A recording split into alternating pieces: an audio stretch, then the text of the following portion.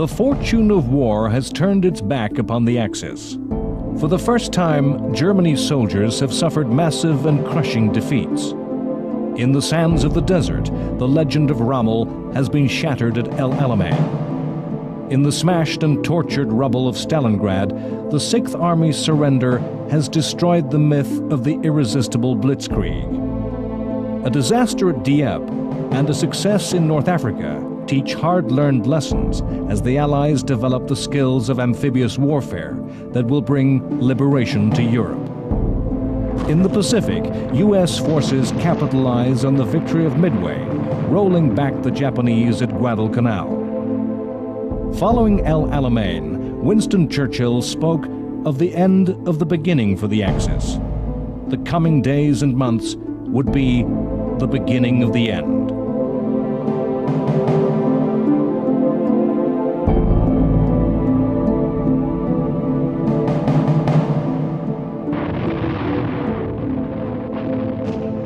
The Battle of El Alamein in November 1942 had been decisive.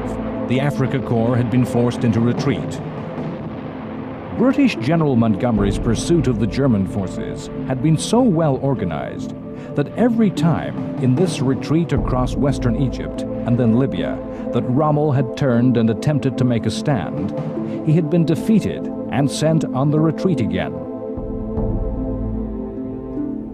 For the last time, the war would sweep back across Libya, across the desert over which fighting had raged back and forth for the previous 2 years. Early in 1943, the Afrika Korps had been forced to withdraw from the Italian colony of Libya. British troops entered at Tripoli, the capital of the territory.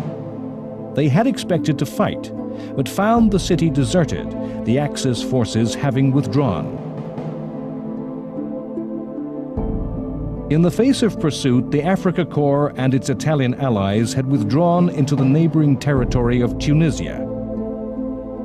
The fighting in the desert of Libya now began to merge with the campaigns fought by the Axis against the Anglo-American forces which had landed in Algeria and Morocco in Operation Torch. The forces were mostly American and under the command of Dwight Eisenhower. Through late 1942, these armies had advanced along the coast of Algeria towards Tunisia. The aim of the Allies was to capture the coastal ports and cut the Axis forces' lines of supply and retreat, to cut the Axis forces in two, preventing Rommel from joining up with the other Axis forces. In February, it was the turn of the Americans to encounter the genius of Rommel, when, at the Battle of Kasserine, he struck, as usual taking his enemy by surprise. Rommel's tanks operated in terrain dismissed as difficult to armor. The German attack caught the Americans unprepared and struck at a position that could have led to a decisive defeat of the Allied forces. Italy, though, demanded caution from Rommel and prevented him from exploiting his victory. The battle was not decisive in any way, but deflated the confidence of the American forces. Time and time again, in the latter years of the war, all the genius and all the determination was to be of no avail to the Axis. In early spring of 1943, after Kasserine was not exploited and the German and Italian forces were worn down, the Allied forces were showing the coordination of air, land, and sea forces that was to characterize later operations. The Desert Air Force of the RAF was increasingly effective. The Royal Navy had imposed a tight sea blockade around the Tunisian ports. The Axis forces were growing increasingly short of supplies and ammunition. Slowly, the Axis forces were pushed into a smaller and smaller pocket. In early May, the two German panzer armies in Tunisia collapsed against concentrated American attacks from the west and from the British in the south. The last Germans surrendered on May 13th. Rommel had been ordered to Germany, a sick man. 238,000 Axis forces became prisoners.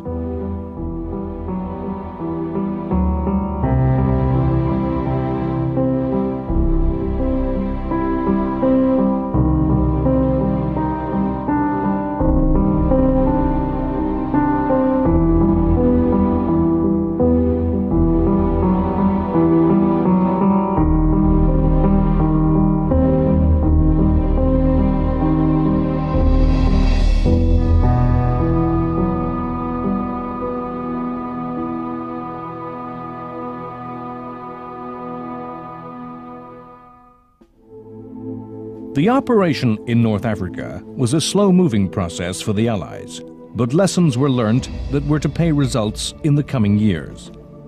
The war on the desert had seen important operations by the first of what were later to be called the Special Forces.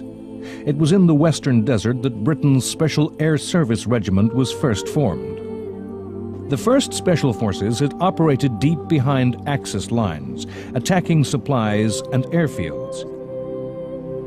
Far away in Burma, in the war between the forces of the British Empire and Japan, Special Forces were also to play an important role. The Japanese army stood on the border of India, seeking to invade the most important territory of the British Empire. The two armies faced one another across the border, the British army making frontal counterattacks against the Japanese that failed to beat back the invader. The Japanese lines of supply were very long and passed through dense jungle. Britain developed new types of unit and new tactics to attack these tenuous lifelines. Units were specially trained to infiltrate deep behind the rear of the Japanese to conduct guerrilla warfare. The troops came to be called the Chindits, an anglicized corruption of the Burmese for lion.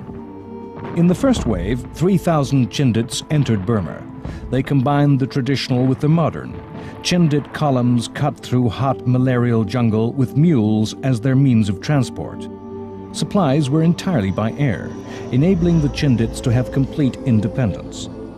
The men who became Chindits were special soldiers who had to endure great hardship. Their way of fighting was reminiscent of guerrilla freedom fighters. The stresses of climate and disease broke men easily. The wounded frequently had to be left alone in the forests for later rescue. The Chindits made massive sacrifices in many operations, suffering casualties of 1/3. The fighting in Burma was the longest campaign fought in the war and was fought by the Japanese with two aims. They planned to invade British India, once liberated from colonial rule, as the Japanese called their Asian conquests. The wealth of the subcontinent would be used to support the Japanese war economy. The Japanese also aimed to cut the only remaining land route via which supplies could reach and support the nationalist Chinese forces, a long, tortuous road that wound through mountain and jungle. Once they had succeeded severing this lifeline, supplies could only reach China by air, and a massive logistical operation was mounted by the United States Air Transport Command to fly the material of war. The air route became known as the Hump and was hazardous for the air crews involved, as the flights had to be made over high mountain ridges at the maximum height that the aircraft could safely operate. A pilot might have to take off in a tropical monsoon, fly through areas of severe turbulence, and have to endure icing before landing. Massive resources were poured into keeping this air route open. Eventually, a maximum of more than 20,000 U.S. airmen, 47,000 civilians, and 300 aircraft were used.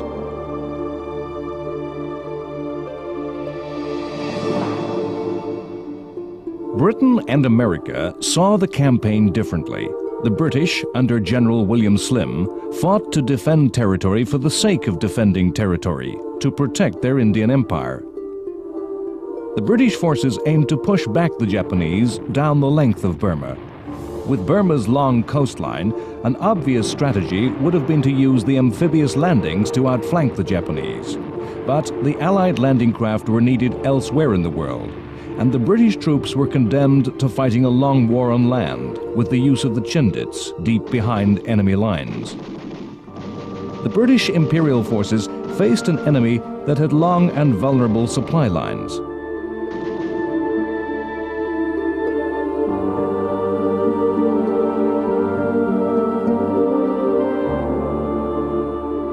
To supply their forces that stood on the border of India, the Japanese constructed the infamous Burma Railway. The climate of Burma's jungles ranks amongst the most unhealthy in the world. The soldiers, fighting on full rations, suffered badly from disease. Japanese contempt for both the surrendered prisoner and of other Asian peoples meant that the 61,000 Allied prisoners of war and the forced native laborers that built the railway were forced to work under conditions of slavery and made to live on a starvation diet. Those Allied soldiers fighting the Japanese little knew of the suffering endured a few hundred miles away. 12,000 prisoners and 90,000 native laborers died. The story of the Burma campaign and the railway, in both fiction and history, is infamous. The Americans saw the defense and recapture of Burma as a means to an end, believing it important to supply China and so place pressure on the Japanese. That would draw Imperial Japanese forces away from the Pacific and perhaps to eventually use China as a base to carry the war to the Japanese home islands. Under the leadership of U.S. General Stilwell, American troops operated in northern Burma and southern China alongside American-trained Chinese forces. Their goal was the creation of a new land route, a road and oil pipeline between India and southern China. The Americans established air bases in southern China, which were used to attack the Japanese forces in China and to attack the sea lanes through which Japan supplied its forces in the southeastern Pacific.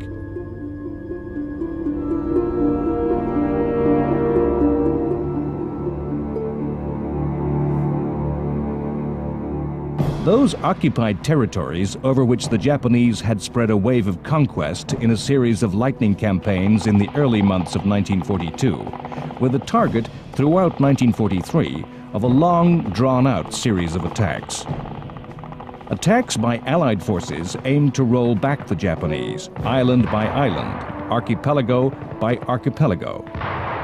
The goal of the Allies was to shrink the perimeter of the vast area under Japanese domination in order that the Japanese home islands be brought under the range of strategic bomber attack.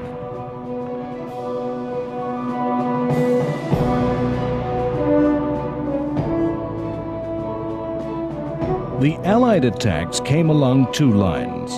To the south, under General Douglas MacArthur, along the large islands of the South Pacific. As the forces island hopped, air bases were established, which would control areas of the Pacific. Japanese garrisons that were bypassed would then be starved of supplies through air superiority blockading their enemy. The Japanese understood the Allied strategy, and although incapable of offensive action, they took every opportunity to fortify and reinforce the islands they held. In March 1943, at the Battle of the Bismarck Sea, the United States Air Force destroyed an entire Japanese Army division at sea, catching the transport ships and their escorts unawares with a surprise low-altitude attack.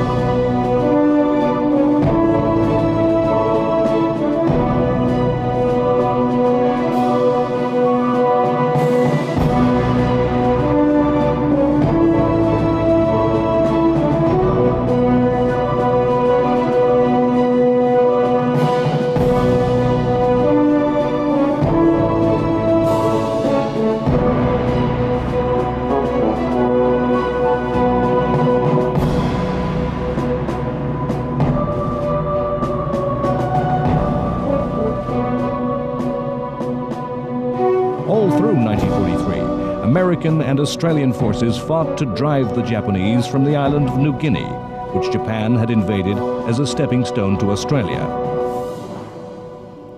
Conditions for the troops that fought these New Guinea battles were terrible. Equipment had to be carried by hand along jungle tracks that switchbacked over a mountainous landscape. Torrential rains turning the earth to deep mud.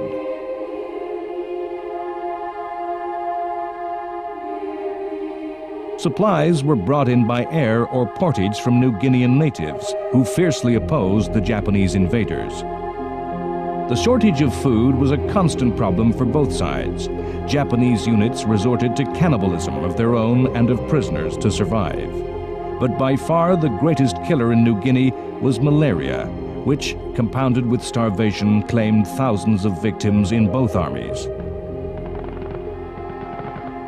Much of the fighting was fought along the trails, which cut through the jungle. Both sides saw the possession of the forest pathways as a key to holding the island. Soldiers lived in constant fear of ambush from the dense foliage that surrounded them. To stray from the trails into the forest was to risk becoming hopelessly lost. In August 1943, the deadlock was broken when Allied air forces were able to surprise the Japanese aircraft on the ground and destroy Japanese air power in New Guinea.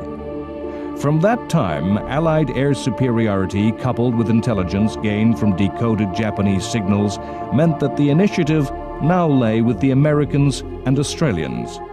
The Japanese were to be driven into the depths of New Guinea's jungles and mountains to carry on resistance in determined defiance. To the north of MacArthur's advance, the U.S. Navy made another strategic thrust, but of a more revolutionary nature. The southern attacks were short moves of little more than 100 kilometers. They were jumps between large land masses. Such projection of force through amphibious operations were not new in military history, and were projections of power that the Roman Empire would recognize. The massive industrial expansion of the Allies enabled a radical projection of force to be made. The U.S. Navy had been rebuilt following Pearl Harbor and had assembled a huge fleet of the most modern aircraft carriers. These forces enabled the American Navy to mount island-hopping operations over massive distances between islands thousands of kilometers apart in the Central Pacific, amongst the tiny coral atolls. The forces of Japan were everywhere outnumbered, and in a series of operations, the American forces drew ever closer to the home islands of Japan.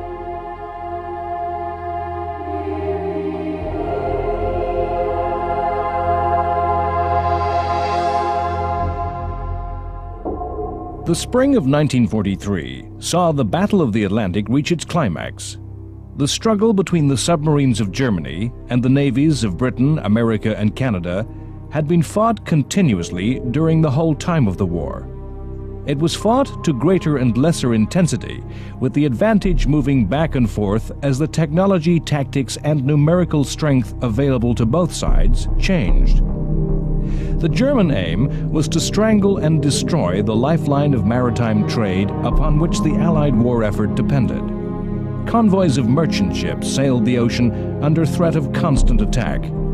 The German U-boat crews knew their task to be the most dangerous of any serviceman. The Battle of the Atlantic is at first understanding a straightforward struggle of numbers, an algebraic equation of war, the result, the product of many factors. The volume of supplies needed to cross the Atlantic, the extent to which the British people could tighten their belts, the rates at which merchant ships and their warship escorts could be sunk, the numbers in which U-boats could be destroyed, the speed with which the shipyards of the Allies and the Axis could replace the losses. The spring of 1943 had seen the equation become ever more complex.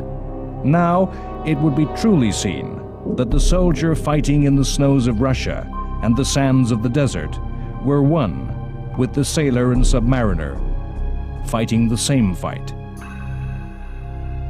With British and American forces now on the offensive in North Africa and the Pacific, and indirectly supporting Russian war effort, it was the turn of the Allies to be stretched. The landing in North Africa needed support and convoys. There was more shipping at sea, and escorts had to be spread thinner. The Allies were forced to concentrate all their transatlantic shipping to one route, making the task of the U-boats easier. When in early spring 1943, the Germans were able to raise the number of U-boats all of a sudden from nowhere, the Allies were in crisis, and sinking of merchant shipping grew to dangerous levels. But the fact remained that now the initiative lay with the Allies. In January, faced with the losses, the Battle of the Atlantic was made top priority in the strategic planning, and all effort directed into the U-boat war. Special long-range aircraft were deployed, aircraft carriers now introduced to escort groups. The Battle of the Atlantic had been a grim, long slog. Now the American and British navies forced a decisive battle, making the dark calculation that the loss of 2 merchant ships for each U-boat would break the German Navy. By May, although shipping losses had reached their highest ever, more than 100 German submarines and their crews had been lost. The U-boats were withdrawn. It was another Allied victory, no less crucial than Stalingrad or Midway.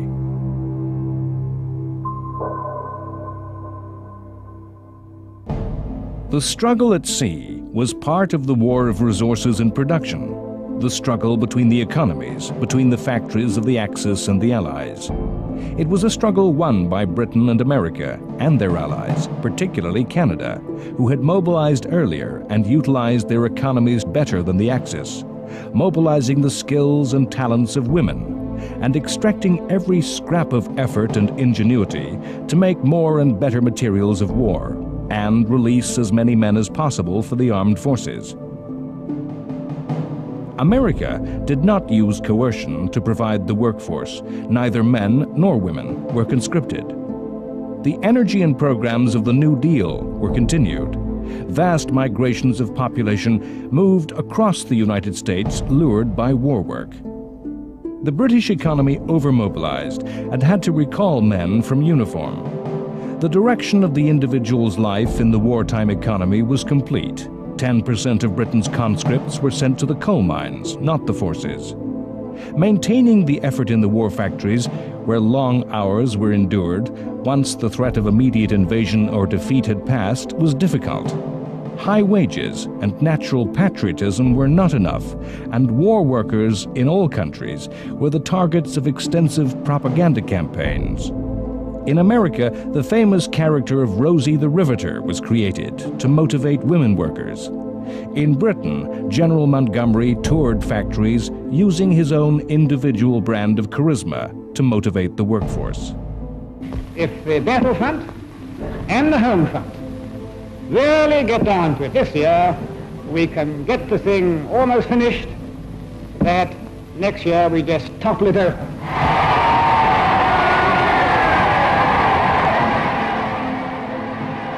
It is to buy into the mythology of World War II to assume that the factories were full of happy and contented workers. There were strikes in mines and factories of Britain, despite their illegality.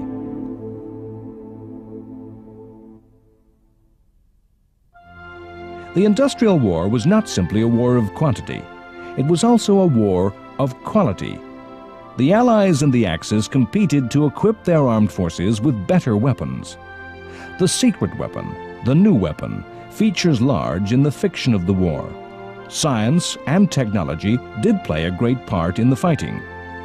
In March 1943, in a battle of this high-technology war, the British Royal Air Force mounted its famous Dam Buster raid. Using a revolutionary bomb that bounced on the surface of water, the RAF attacked the 3 dams in Germany's industrial region. The attack required great bravery and skill of the pilots to fly a big, high-altitude strategic bomber, the Lancaster, at low level. History merges with myth in the Dam Buster story. The raid cannot be counted a success. Although there was much flooding, industry was hardly affected, and the dams soon repaired. The secret weapon, the bouncing bomb, was never used again. Many of the innovations were far less dramatic, but had greater impact. Allied fighter pilots in air-to-air combat enjoyed the advantages of the proximity fuse. A wartime invention, a miniature radar would explode shells as they neared the enemy aircraft.